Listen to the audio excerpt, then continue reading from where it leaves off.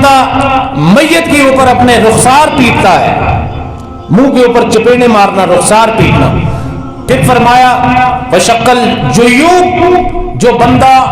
میت مرنے والے کے اوپر اپنے گریبان کو پھاڑتا ہے اور جاہلیت کے زمانے کی طرح جو آوازیں نکالتا ہے اونچی اونچی. اللہ کے رسول صلی اللہ علیہ وسلم نے ارشاد فرمایا ایسے بندے کا یا ایسی بندی کا میں محمد عربی کے ساتھ کوئی تعلق نہیں ہے. کریم صلی اللہ علیہ وسلم نے فرمایا ان نوح کرنے والی عورتوں کو قیامت کے دن 2 قطاروں کے اندر کیا جائے گا، اور فرمایا وہ جہنم کے کتوں کی طرح بھونکیں گی. کتنے سخت الفاظ ہیں. میرے خیال میں اس سے سخت الفاظ پورے ذخیرہ حدیث کے اندر ہمیں نہیں ملتے. میرے دوستو، جب وہ بندہ اس دنیا سے چلا گیا اس کے بعد ہمارے معاشرے کے اندر ایک خاص رواج ہے. ہماری عورتیں خاص کر میت کے اوپر رونا دھونا، پیٹنا، آہوزاریاں کرنا، کپڑے پھاڑنا، بال نوچنا اور طرح طرح کی جو معاشرے کی ہماری زبان کی خاص طرح کی کچھ آوازیں ہیں وہ لگائی جاتی ہیں یہ ثابت کرنے کے لیے کہ ہمیں اس میت کا بڑا دکھ ہوا ہے، یہ بتانے کے لیے کہ انہیں اس میت کے مرنے کا بڑا غم ہوا ہے. پھر جو رشتہ دار اس میت کے پاس آتے رہتے ہیں وہ اپنی استطاعت اور توفیق کے مطابق وہ بھی اپنی نعرہ بازی جاری رکھتے ہیں یہ ثابت کرنے کے لیے کہ ان کو بھی مرنے والے پر بہت زیادہ دکھ ہوا ہے. یہ سلسلہ چلتا رہتا ہے یہاں تک کہ میت جب تک قبر کے اندر چلا نہیں جاتا ہمارے اہل خانہ اس میت کے رشتہ دار اس وقت تک روتے رہتے ہیں، پیٹتے رہتے ہیں. اباب ذی وقار میں عرض کرنا چاہوں گا کہ میرے رسول کریم صلی اللہ علیہ وسلم نے ہمیں اس زمن میں کیا تعلیمات دی. یہ باتیں سننا ہر شخص کے لیے ضروری ہے، میری اس معاشرے کی تمام ماؤں بہنوں کے لیے سننا ضروری ہے کہ جب کوئی بندہ دنیا سے چلا جاتا ہے تو ہمیں رسول پاک صلی اللہ علیہ وسلم نے کیا تعلیمات دی ہیں، اللہ کے قرآن نے ہمیں کیا تعلیمات دی ہیں. ہم نے نہ دنیا کو دکھانا ہے نہ دنیا داروں کو خوش کرنا ہے. ہمارا مقصد یہ ہونا چاہیے کہ ہمارا اللہ کیا کہتا ہے، اللہ کا رسول کیا کہتا ہے.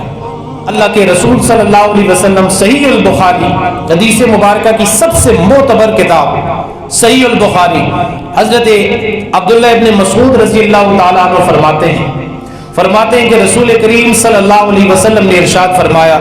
فرمایا لیس منا من لطم الخدود وشق الجیوب ودعا بدعوت الجاہلیہ. آقا کریم صلی اللہ علیہ وسلم نے ارشاد فرمایا جو بندہ میت کے اوپر اپنے رخسار پیٹتا ہے، منہ کے اوپر چپیڑے مارنا، رخسار پیٹنا. پھر فرمایا وشق الجیوب، جو بندہ میت مرنے والے کے اوپر اپنے گریبان کو پھاڑتا ہے اس غم کو ثابت کرنے کے لیے. تیسرے نمبر پہ فرمایا اور جاہلیت کے زمانے کی طرح جو آوازیں نکالتا ہے اونچی اونچی آوازیں نکلتی ہیں نا جب میت مر جاتا ہے، ہائے ہائے یہ ہو گیا وہ ہو گیا، فلاں مر گیا، نہ مرتا تو یہ ہو جاتا وغیرہ وغیرہ. یہ آوازیں فرمایا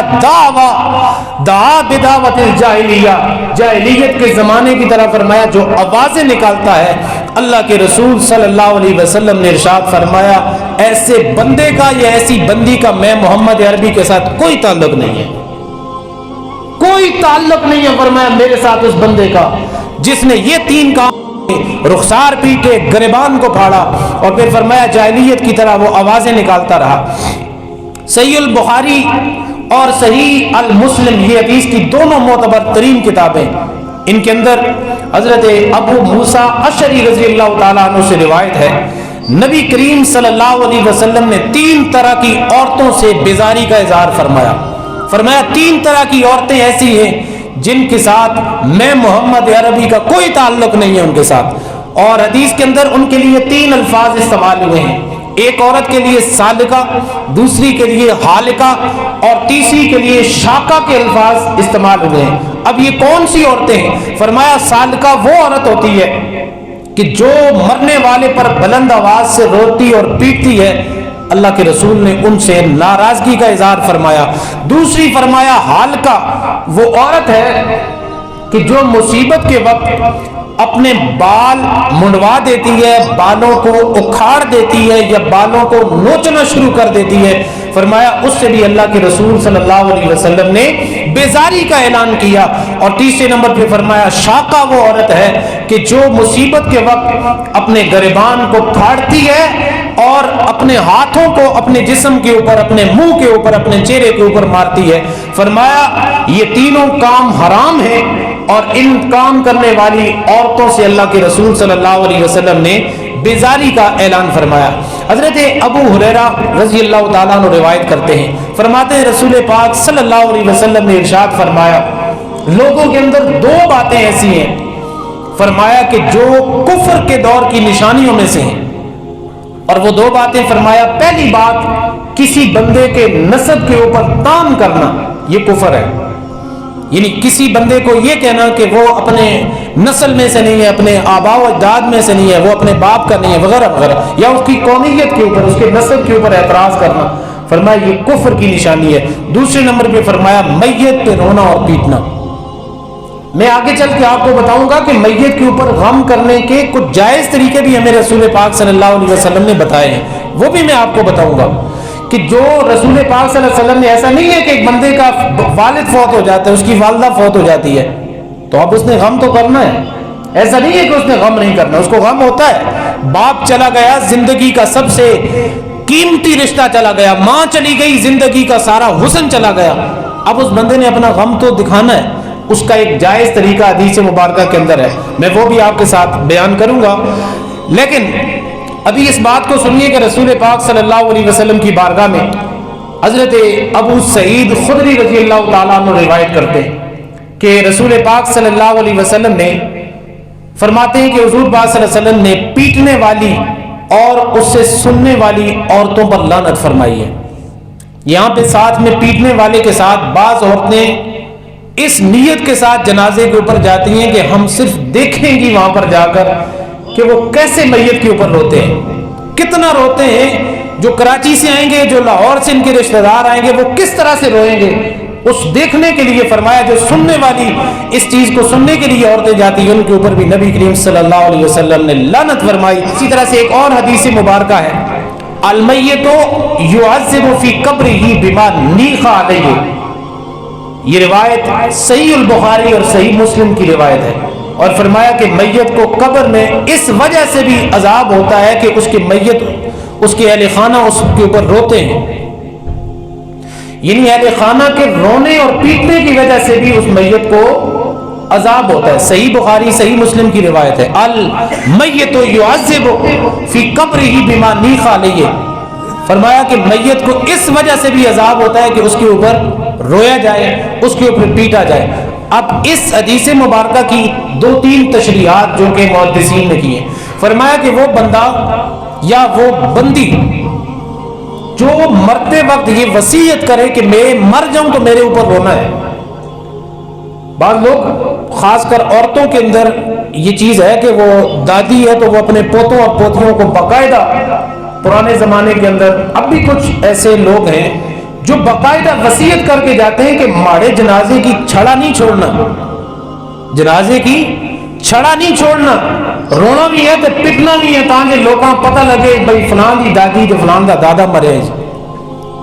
فرمایا جو بندہ یہ وصیت کر کے جاتا ہے کہ میرے اوپر رونا بھی ہے، پیٹنا بھی ہے، چلانا بھی ہے تاکہ لوگ خوش ہو جائے اور لوگوں کو پتہ چلے بڑا جنازہ تھا، فرمایا کہ ایسے بندے کو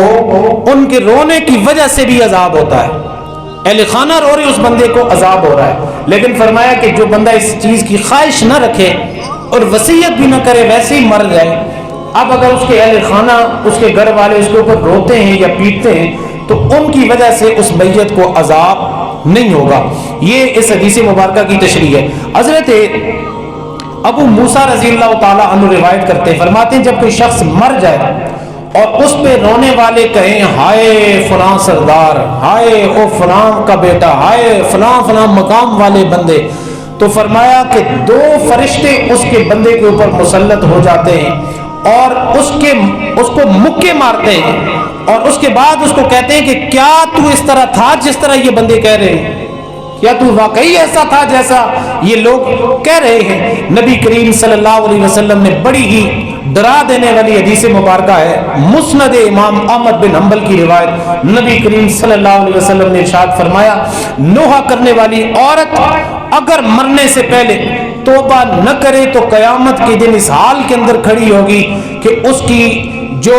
قمیض ہے وہ خارشی قمیض ہوگی اور اس کی جو شلوار کی کپڑا ہوگا، فرمایا وہ تارکول کا کپڑا ہوگا جو جلا دینے والا ہوگا، اس کو راکھ راکھ کر دینے والا ہوگا۔ اور اسی طرح سے نبی کریم صلی اللہ علیہ وسلم نے ارشاد فرمایا کہ مجھے دو طرح کی آوازوں سے روکا گیا، فرمایا ایک گانے کی آواز، آلات موسیقی سے مجھے روکا گیا، دوسرا فرمایا میت کے اوپر رونے والی آواز سے مجھے روکا گیا۔ اسی طرح سے فرمایا نبی کریم صلی اللہ علیہ وسلم، الترغیب والترہیب بڑی معتبر ترین کتاب، نبی کریم صلی اللہ علیہ وسلم نے فرمایا ان نوحہ کرنے والی عورتوں کو قیامت کے دن دو قطاروں کے اندر کیا جائے گا، اور فرمایا وہ جہنم کے کتوں کی طرح بھونکیں گی۔ کتنے سخت الفاظ ہیں، میرے خیال میں اس سے سخت الفاظ پورے ذخیرہ حدیث کے اندر ہمیں نہیں ملتے۔ ہم نے اپنے معاشرے کا جائزہ لینا ہے، جب اتنے سخت الفاظ ہمیں حدیث مبارکہ کے اندر بتائے گئے ہیں تو ہمارے معاشرے کے اندر یہ جو کچھ ہو رہا ہے اس کو کس نے روکنا ہے؟ اگر ہم نے نہیں اپنے خاندان کو روکنا، اپنے خاندان کی عورتوں کو نہیں روکنا تو یہ سارے عذاب تو نازل ہوں گے۔ ہمارا حق بنتا ہے، فرض بنتا ہے اپنی بہن عورتوں کو، بچیوں کو سمجھائیں، بتائیں کہ حدیث مبارکہ کے اندر فرمایا کہ ان چیزوں سے سخت منع کیا گیا ہے۔ حضرت فاروق اعظم رضی اللہ تعالیٰ عنہ، حضرت عمر رضی اللہ تعالیٰ عنہ ایک جنازے کے اندر گئے، وہاں پہ کچھ عورتیں نوحہ کر رہی تھی، رو رہی تھی، آپ نے آواز سنی تو آپ نے دیکھا کہ ایک عورت بڑی اونچی اونچی آواز میں رو رہی ہے، اس حال کے اندر کہ اس کا دوپٹہ اس کے سر سے گر چکا ہے۔ حضرت عمر فاروق رضی اللہ تعالیٰ عنہ نے اس عورت کو اس کے نزدیک گئے اور اسے مارنا شروع کر دیا، تو آپ نے فرمایا میں اس لیے اسے مارتا ہوں کہ یہ نوحہ کرتی ہے اور یہ عزت کے قابل نہیں ہے، یہ تمہارے غم کی وجہ سے نہیں، یہ بات سننے والی ہے، یہ تمہارے میت کے غم کی وجہ سے نہیں رو رہی، فرمایا بلکہ یہ اس لیے آنسو بہا رہی ہے کہ تم سے تمہارے درم لے لے اور تمہارے فوت شدگان لوگوں میں قبروں اور تمہارے زندہ لوگوں کو ان کو گھروں میں ذہنی اذیت پہنچاتی ہے، اور تمہارے اہل خانہ کے ہاں اپنا مقام و مرتبہ بحال رکھنے کے لیے رو رہی ہے۔ یعنی ہمارے جنازوں میں کچھ لوگ ایسے بھی تو آتے ہیں نا باہر سے یا کہیں سے، جو آ کے اس لیے زیادہ روتے ہیں کہ میت کے اہل خانہ کہیں کہ اسی تو پتہ ہی نہیں بھی، ایسا تو غم ہی نہیں، تو ہم روتے اس لیے کہ اگلے کو یہ یقین دلانے کے لیے ہمیں بڑا غم ہوا ہے۔